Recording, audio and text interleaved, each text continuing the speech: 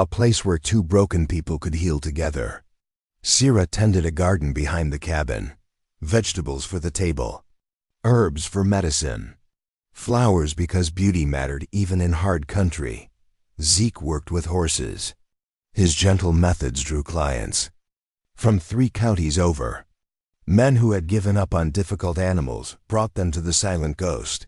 He rarely failed them. His voice grew stronger each day, not just in volume, but in confidence.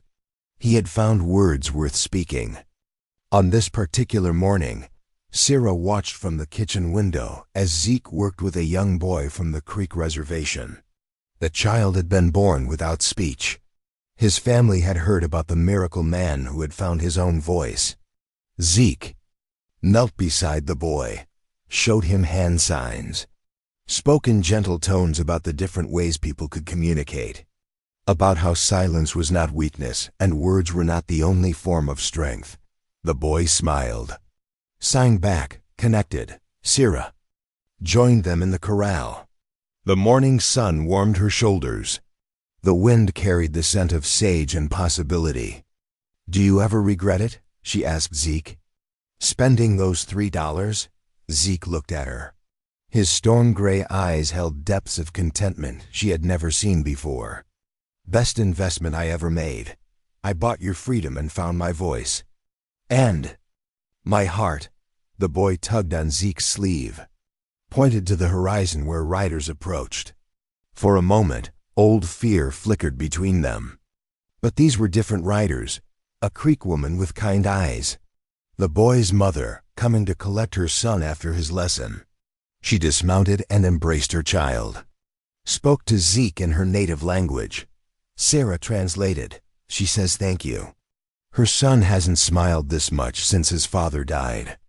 Tell her he's welcome here anytime." The woman nodded, pressed a small beaded pouch into Zeke's hands, payment for his time and patience. As they rode away, Sira leaned against the corral fence, watched her husband work with the horses, marveled at how far they had both traveled from that auction block in Copper Ridge. "What do you think Mary would say about all this?" Zeke paused in his brushing, considered the question with the seriousness it deserved. "She'd say I finally learned the difference between being afraid and being brave. Fear is what you feel. Bravery is what you do despite the fear." A young Mustang approached the fence. Wild-born but curious about these gentle humans, Zeke extended his hand. Let the animal choose whether to trust. "She'd also say I found something worth more than gold." "What's that?" "A purpose. Someone to protect. A reason to use my voice." The Mustang touched his palm with a velvet nose. Another small miracle in a life full of them. That evening they sat on their porch and watched the sunset paint the sky in shades of hope. Two people who have learned that sometimes the greatest treasures came disguised as the worst disasters. Sira's hand found Zeke's, his fingers intertwined with hers. No words were needed. Some truths were too deep for language. In the distance, a child's laughter echoed across the valley. The Creek boy had returned with friends. More children who needed to learn that different ways of speaking were not defects to be cured, but gifts to be celebrated. Zeke smiled. Tomorrow he would teach them all. About horses and healing. About finding your voice in whatever form it took. About how love could transform even the most broken souls into something beautiful. The stars emerged one by one. Ancient lights bearing witness to the small miracles happening below. A mute cowboy who found his voice. A runaway bride who found her home. Two wounded hearts that discovered healing in each other's arms. The desert wind carried their contentment across the miles. A message of hope for other lost souls still searching for their own $3 miracles. And that is all to the story for now. Please let me know where you are tuning in from. Perhaps we will create a story there. Consider liking this video and subscribing to our channel. And if you enjoy our content, click this video on your screen. I promise you, it's worth watching. See you tomorrow. Cordelia Brightwater hauled another log toward her half-built cabin, mud squelching beneath her worn boots as storm clouds gathered like bruises across the Wyoming sky. Her hands, raw and bleeding through torn gloves, trembled as she tried to hoist the timber into place. The wood slipped, crashed down, nearly crushed her where she knelt. She collapsed in the churned earth, shoulders shaking with exhaustion that cut deeper than bone. From the ridge above, Ezekiel Thornfield lowered his spyglass. His jaw worked like he was chewing leather. Every instinct screamed at him to cross that distance, to lift what she couldn't lift, to be what she needed. But his boots stayed planted in the rocky soil. 8-year-old Maple appeared at his elbow, her corn silk hair whipping in the wind. "Papa, why won't you help the pretty lady?" Zeke's throat closed. The spyglass grew heavy in his calloused hands. 3 days earlier, Cordelia had stepped off the morning stage into Crow's Hollow with a battered carpetbag and a letter, promising marriage to Samuel Winters. The sun had been shining then. Hope had felt possible. Magnus Bellwether waited by the livery stable instead of her intended groom. His smile never reached his eyes. "Miss Brightwater, I reckon, got some unfortunate news about Samuel." The words hit like winter wind. "Mining accident. 2 weeks dead. Sorry for your trouble." Magnus offered work at his general store, a room above it. His thick fingers drummed against his belt while he spoke, and something in his voice made her skin crawl. "Course, you'd be earning your keep proper. Store gets lonely at night. Man needs company." Cordelia thanked him politely, sighed she needed time to consider. That evening, she crept close to the store's back window and heard Magnus talking to his cronies. "Give her a week to get desperate. Then I'll break her in proper. These mail-order types always come around when winter bites."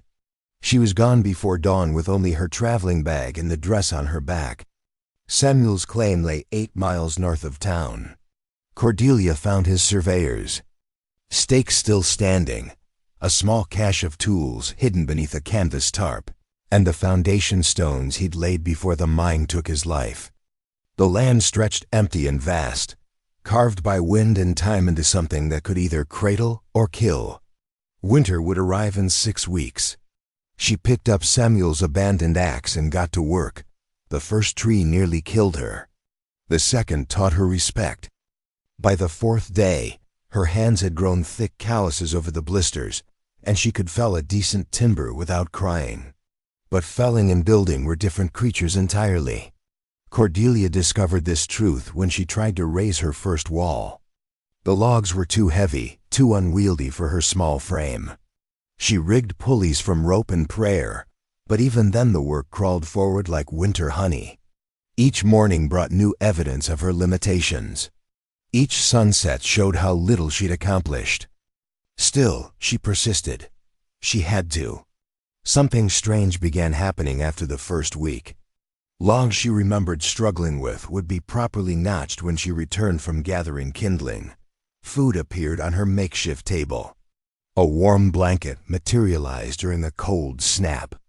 At first, she assumed Samuel's neighbors were showing Christian charity. Then she grew suspicious. Magnus Bellwether had money and patience. Maybe he was playing a longer game, making her dependent on his generosity before revealing the cost of his help. Maybe every gift was a link in a chain he was forging around her ankles. The thought made her stomach turn. Cordelia began refusing the gifts. She threw the food to the ground, left the tools untouched. When she found her logs perfectly fitted. After a day away, she tore down the work and started over, doing it wrong but doing it herself. Independence meant everything. It was the only thing separating her from Magnus's greasy hands and hungrier eyes. High on his ridge, Zeke watched her destroy his careful work and felt something break inside his chest. He'd spent hours in darkness, making those joints perfect, knowing she needed shelter before the snow flew. He'd left venison and cornbread wrapped in cloth, remembering his own hunger during lean times. She threw it all away. Maple tugged his coat sleeve again. "Papa, why is the lady so sad?" Because the world breaks women like her, Zeke thought. Because men like Magnus see vulnerability and call it opportunity. Because 3 years ago, another woman had trusted him to keep her safe, and now she lay beneath 6 feet of frozen ground with his unborn son in her arms. Don't know, little one. Sometimes folks gotta work things out for themselves. But even as he spoke the words, Zeke knew they were lies. Cordelia Brightwater was dying by degrees down there, too proud to accept help and too stubborn to quit. Winter would take her sure as sunset if someone didn't intervene. The question was whether he had the courage to try again. Rosemary's last words echoed in his memory like thunder rolling across empty plains. This godforsaken wilderness. Should have stayed in Ohio where doctors know their business. This is your fault, Ezekiel. Your fault. Down in the valley, Cordelia struggled to lift another log. Her strength was nearly spent, but her will remained unbroken. She would build this cabin one timber at a time, even if it killed her. The storm clouds opened. Rain began to fall in sheets. The mysterious help continued despite Cordelia's rejections. Each morning brought fresh evidence of nocturnal kindness. Logs notched with precision her amateur hands couldn't achieve. Stones mortared into perfect alignment. A water barrel filled overnight from some unseen source. She began sleeping lighter, listening for footsteps that never came. Zeke moved through darkness with practiced silence, boots finding purchase on stone and earth without sound. Years of tracking wounded cattle had taught him patience. The night was his ally, hiding what daylight would reveal. He worked by starlight and memory, hands moving with the confidence of 3 decades building barns and mending fences. Each joint he cut, each stone he set, was a prayer offered to gods who had stopped listening years ago. When dawn broke, he retreated to his ridge to watch her discover his gifts. She destroyed them all. Maple found him there one morning, shoulders rigid with frustration, as he watched Cordelia tear down a wall he'd spent 4 hours perfecting. Why does she break the pretty things? Zeke rubbed his stubbled jaw. How could? He explained to an 8-year-old the weight of pride, the fear of obligation, the way some wounds made accepting kindness feel dangerous. Some folks been hurt enough they don't trust gentle hands. Maple considered this with the gravity children brought to adult mysteries. Can I go talk to her? The words hit Zeke like a physical blow. Images flooded his mind. Rosemary's pale face twisted with pain, the midwife's bloody hands, the silence that followed his son's first and only breath. No, the word came out harder than intended. Maple flinched, confusion clouding her features. But Papa, she looks so lonely, lonely. The word hung in the morning air between them, heavy with truth neither wanted to acknowledge. That afternoon, while Zeke rode fence lines trying to outrun his demons, Maple slipped down to the valley. Cordelia was splitting kindling when the small voice spoke behind her. You're doing it wrong. She spun, axe raised, heart hammering. A slight girl with cornsilk hair watched from the tree line, hands clasped behind her back. You're holding the wood wrong. My papa taught me, you gotta let the grain do the work. Cordelia lowered the axe slowly. The child couldn't be more than 8, wearing a faded calico dress and boots too big for her feet. What's your name? Maple, like the tree. What's yours? Cordelia. That's pretty. Can I show you about the kindling? Something in the girl's earnest face made Cordelia's defenses crumble. She handed over the axe handle. Maple positioned the wood differently, found the natural split, brought the blade down with surprising accuracy. The log separated clean as a whistle. See, Papa says you gotta work with things, not against them. They spent the afternoon together. Maple showed her which stones held mortar best, how to read the grain in green wood, where to find the sweetest water. Her chatter filled spaces Cordelia hadn't realized were empty. When shadows grew long, the girl gathered her skirts. I got to go. Papa worries when I'm gone too long. Will you come back? Maple's smile was bright as morning sun. "Course I will. We're neighbors now." The visits became routine. Each day, while her father worked distant pastures, Maple slipped down to help with small tasks. She was surprisingly capable for her age, hands steady with needle and thread, eyes sharp for detail. Cordelia found herself planning lessons, teaching Maple to braid grass into rope, to identify edible plants, to calculate measurements for lumber. The girl soaked up knowledge with desperate hunger. "Mama used to know these things," Maple said one afternoon, watching Cordelia mend a torn dress. "Before she went to heaven." The words hung between them, weighted with grief too large for small shoulders. "Tell me about her." She was pretty. Real pretty, with yellow hair and blue eyes. She could sing all the church songs from memory. Maple's voice grew smaller. She didn't like it here much. Said it was too wild, too far from proper folks. Cordelia's hands stilled on the fabric. A picture began forming of a woman unprepared for frontier life, isolated and afraid. "She loved you, though." "I think so. Before she got sick with the baby, she used to read to me. Sometimes she'd brush my hair and tell me stories about the city where she grew up." The longing in Maple's voice was palpable. Here was a child starved for feminine attention, desperate for the maternal connection death had stolen. That evening, riders appeared on the horizon. Cordelia counted 5 men on horseback approaching her claim. Their leader was a weathered man with iron-gray hair and eyes cold as January ice. He introduced himself as Silas Craw. "This here's Samuel Winter's land, ain't it?"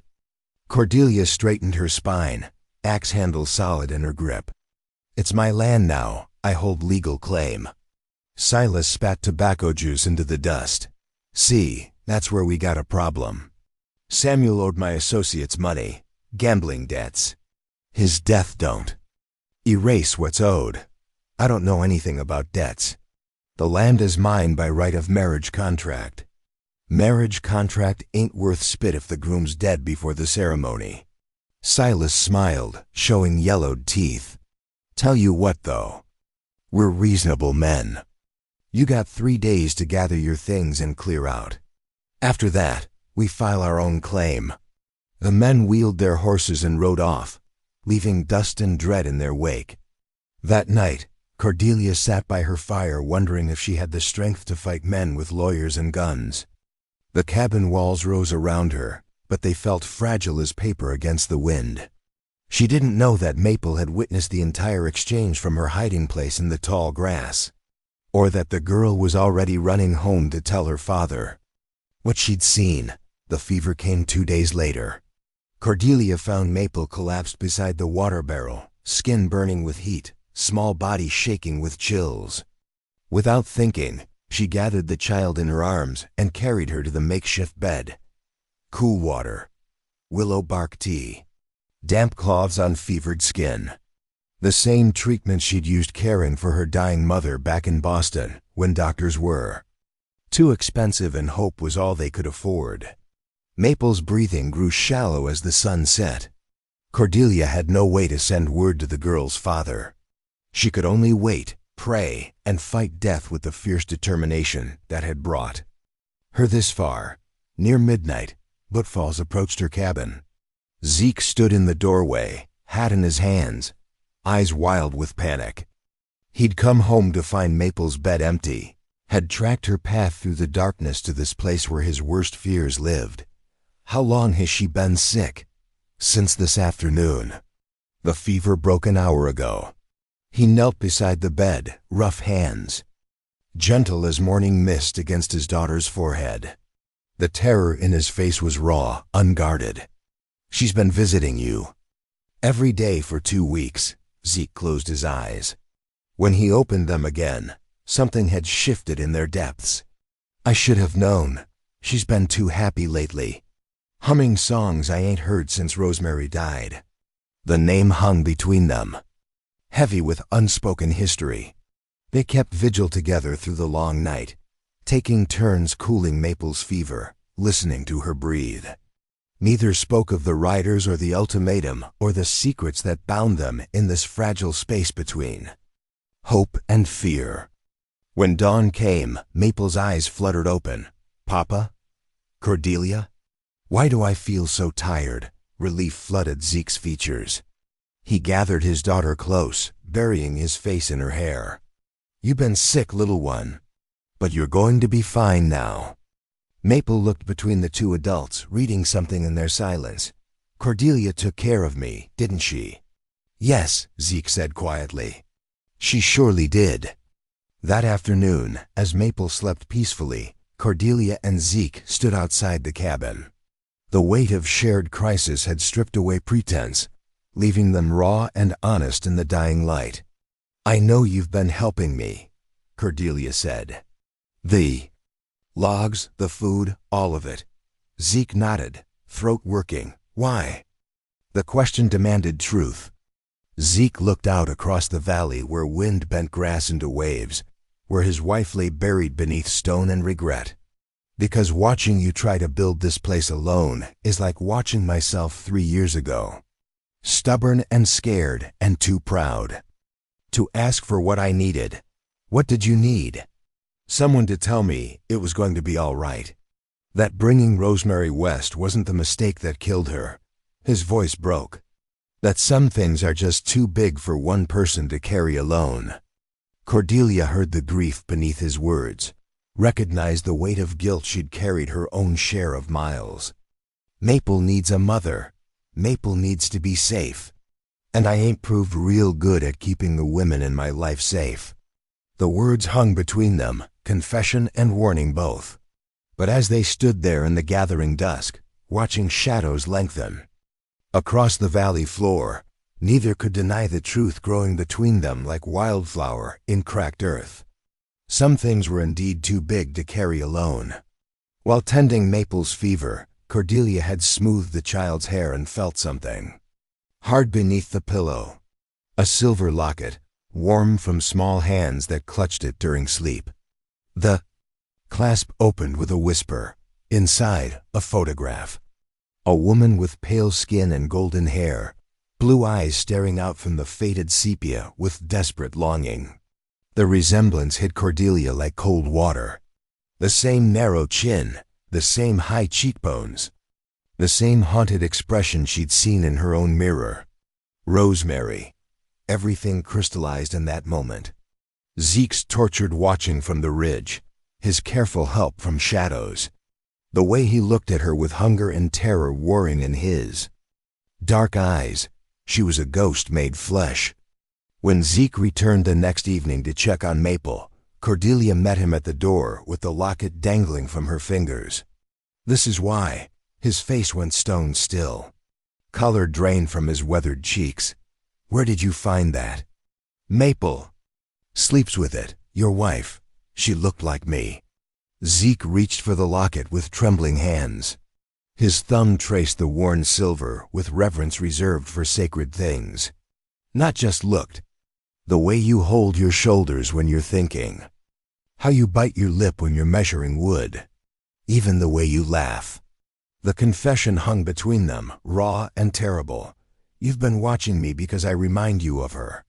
Helping me because you couldn't help her. Yes, the single. Word carried the weight of 3 years' guilt. Tell me how she died. Zeke's jaw worked. His hands closed around the locket until knuckles showed white. Baby came early, middle of winter. Nearest doctor was in Cheyenne, but the passes were snowed shut. I delivered that child myself with nothing but prayer and bloody hands. His voice cracked. Boy, perfect little boy, never took a breath. Rosemary bled for 3 days before she followed him. Kept saying it was my fault for bringing her to this godforsaken place. Said if we'd stayed in Ohio where doctors knew their business, they both would have lived. The truth settled between them like dust after thunder. You blame yourself. Course I do. She was right. I wanted this land so bad, I dragged a city. Woman into wilderness that killed her. Then you showed up, looking like her ghost, trying to build what she never could. Watching you struggle was like watching her die all over again. Cordelia studied his face in the lamplight, saw the deep lines carved by sleepless nights, the way grief had hollowed his cheeks and shadowed his eyes. So you helped from distance, close enough to ease your guilt, far enough to avoid getting attached. Fat lot of good that did. The admission hung in the air between them. Zeke turned toward the window where stars pierced the darkness above his ridge. Didn't count on Maple taking to you the way she has. Girl ain't smiled this much since her mama died. Been teaching her things Rosemary should have taught. Songs and stories and how to be gentle in a hard world. She needs those things. She needs to be safe. And everyone I try to protect ends up in the ground. Thunder rumbled in the distance. Cordelia felt the pressure change in her bones. The way. Storms announced themselves hours before the first drops fell. The men who came, Silas Craw, you know them? Zeke's expression darkened. Know of them. Claim jumpers and worse. They've been working this territory for months, finding ways to steal land from folks who can't fight back. They said Samuel owed gambling debts. Samuel never gambled. Man was tight with money as bark on a tree. If Silas is claiming debts, he's lying. The thunder grew closer. Wind began rattling the cabin walls. They gave me 3 days. That was yesterday. Zeke was quiet for a long moment, watching storm clouds build against the stars. What are you going to do? Fight. This land is mine. By right, I won't run, even if it gets you killed. Cordelia met his eyes, saw her own stubborn determination reflected there. I've been running my whole life, from my father's drinking, from men who thought I owed them something I never promised, from a world that treats women like property to be traded or discarded. I'm done running. The first fat raindrops hit the roof. Inside, Maple stirred on her bed of quilts and fever dreams. Her small voice drifted through the cabin. Papa, the bad men are coming back. They rushed to her side. Maple's eyes were wide and frightened, fever giving way to clarity. I saw them talking to Mr. Bellwether behind the store. They said Samuel wouldn't sell, so they had to make it look like an accident. Said the lady was a problem, but Winter would take care of her. Ice formed in Cordelia's chest. Baby, when did you see this? The day I got sick. I was hiding in the tall grass when they rode up. Mr. Bellwether gave them money. Said to wait for snow before they came back. Zeke's hands clenched into fists. They killed Samuel. Magnus is paying them to clear the land for some reason. The storm hit with sudden violence. Rain lashed the windows. Wind howled through gaps in the cabin walls like spirits seeking vengeance. Cordelia paced the small space, mind racing. Everything made sense now. Magnus's quick offer of employment. His assumption that she'd become desperate enough to accept his terms. The convenient arrival of claim jumpers just as winter approached. There's something valuable on this land. Something worth killing for. Lightning split the sky, illuminating the valley in stark white relief. In that moment of clarity, Cordelia saw riders approaching through the rain. 5 men on horseback, moving with purpose through the storm. They're here. Zeke was all ready, reaching for his rifle, checking the loads with practiced efficiency. Too early. They said 3 days. The storm gives them cover. They want this finished before anyone in town notices. Maple sat up in bed, small face pale with fear. What are we going to do? The question hung in the charged air. Outside, the riders drew closer, their intentions as dark as the storm clouds. Above, Zeke looked at Cordelia across the small cabin. Saw courage blazing in her eyes, determination carved into every line of her face. This woman who'd traveled 1,000 miles to marry a stranger. Who'd chosen to build rather than surrender. Who'd nursed his daughter through fever with gentle hands and endless patience. We fight. But even as he spoke the words, Zeke knew the odds. 5 armed men against a woman, a child, and a man haunted by ghosts. The storm raged around them, indifferent to human struggles, while somewhere in the darkness, Magnus Bellwether counted his profits and planned his sins. The riders were close now, close enough to see lamplight through the windows, close enough to smell wood smoke and fear. Cordelia checked the loads in Samuel's old shotgun, hands steady despite everything. She'd come too far to surrender now. Had built too much with her own bleeding hands to watch it burn. Thunder crashed overhead. The storm had teeth, and it was hungry. In the distance, Silas Craw smiled his yellow smile and spurred his horse toward the light. The riders circled the cabin, their horses snorting steam in the cold rain. Silas Craw dismounted first, boots squelching in mud as thunder rolled. Across the valley floor, "Miss Brightwater, thought we had an understanding about you moving on." Zeke stepped onto the porch, rifle cradled in his arms. Rain dripped from the brim of his hat.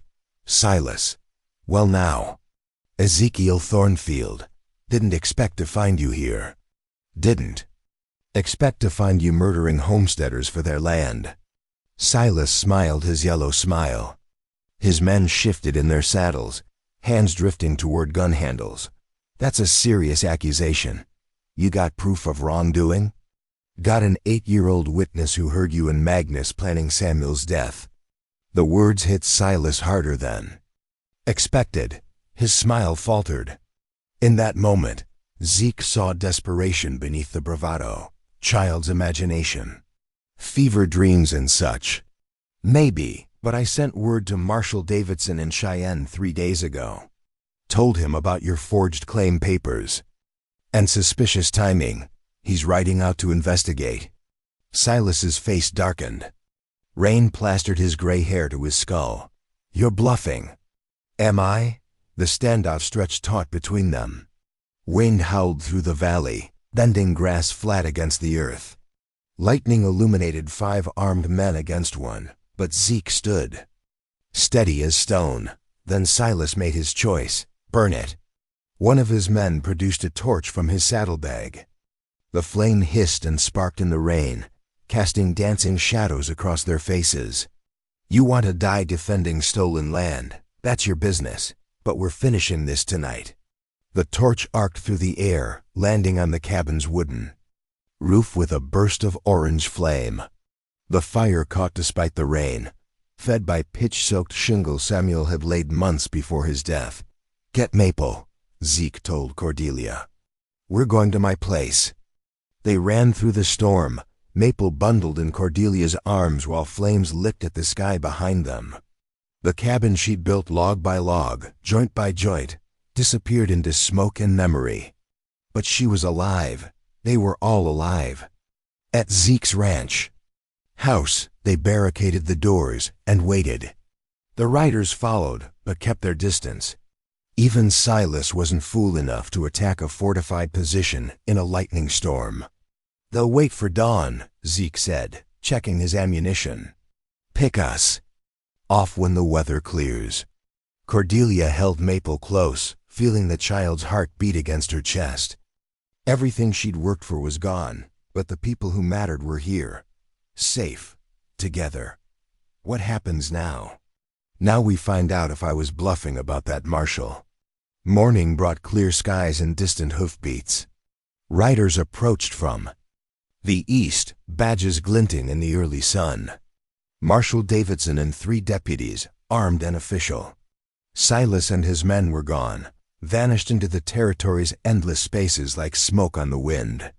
But Magnus Bellwether sat in the marshal's custody, hands shackled, face pale with defeat. He'd been arrested trying to flee town with a saddlebag full of silver and documents proving his conspiracy with the claim jumpers. "Samuel Winters found silver on his land," Marshal Davidson explained. "Small vein, but rich. Magnus had been trying to buy him out for months. When Samuel refused to sell, they made other arrangements. Justice moved slowly in the territories, but it moved. Magnus would face trial for conspiracy and accessory to murder.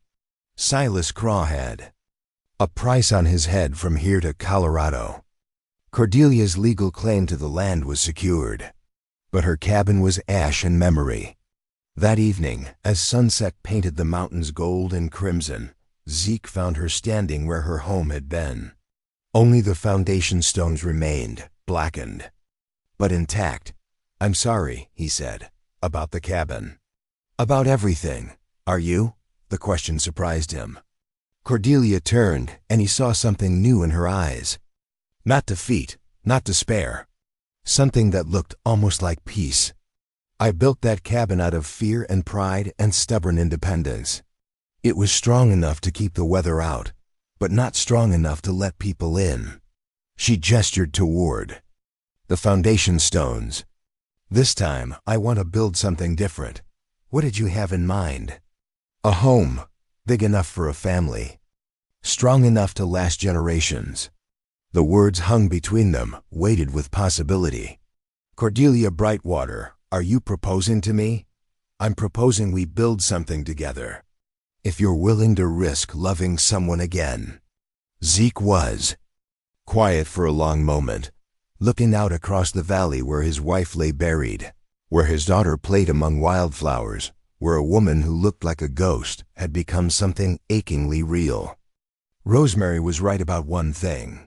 This country is hard on people who come to it unprepared. But it's also got room for second chances, for folks willing to work together instead of alone. He held out his hand. "Partners? Partners." They shook on it, two broken people choosing to mend together rather than apart. Spring came early that year. By April, construction had begun on a new cabin, bigger than the first. Built by 4 hands instead of 2, with help from neighbors who respected courage and rewarded persistence. Maple proved surprisingly skilled with hammer and nails, chattering constantly about the room that would be hers, the kitchen where Cordelia would teach her to bake bread, the front porch where they'd sit on summer evenings watching stars bloom. Across the endless sky, the wedding was simple. No church, no fancy dress, no guests beyond Marshall Davidson and his wife who happened to be passing through. Just 2 people making promises under an open sky, witnessed by mountains and wind, and one small girl who'd finally found the family she'd been praying for. By summer's end, the new cabin stood complete.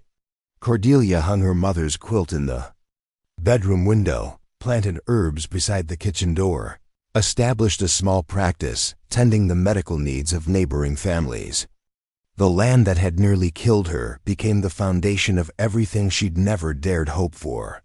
One evening in early autumn, she found Zeke on the front porch, watching Maple chase fireflies in the gathering dusk. He'd aged backward over the months, grief's weight lifting from his shoulders as love took root in ground he'd thought too scarred to grow anything beautiful. "Any regrets?" he asked as she settled beside him. "About what?" "Leaving Boston, coming west to marry a stranger. Staying to marry a different stranger." Cordelia considered the question while night settled around them. Somewhere in the distance, coyotes sang to the rising moon. The sound no longer frightened her. This wild country had become home. "I came here to build a life," she said finally. "Thought that meant building walls to keep the world out. Turns out it meant building something big enough to let the right people in." Maple collapsed on the porch steps, breathless and laughing, jar of captured fireflies glowing in her small hands. "Look, Mama, I caught stars." The word hit Cordelia's heart and settled there, warm and permanent as the foundation stones of the home they'd built together. She'd traveled 1,000 miles expecting one kind of family and found another. Better, stronger, built not from obligation but from choice. "Yes, sweetheart, you surely did." Above them, the real stars began their nightly dance across the Wyoming sky. The cabin stood solid against the darkness, filled with light and laughter and the quiet contentment of people who'd found their place in the world. And that is all to the story, for now. Please let me know where you are tuning in from, perhaps. We will create a story there. Consider liking this video and subscribing to our channel. And if you enjoy our content, click this video on your screen. I promise you, it's worth watching. See you tomorrow.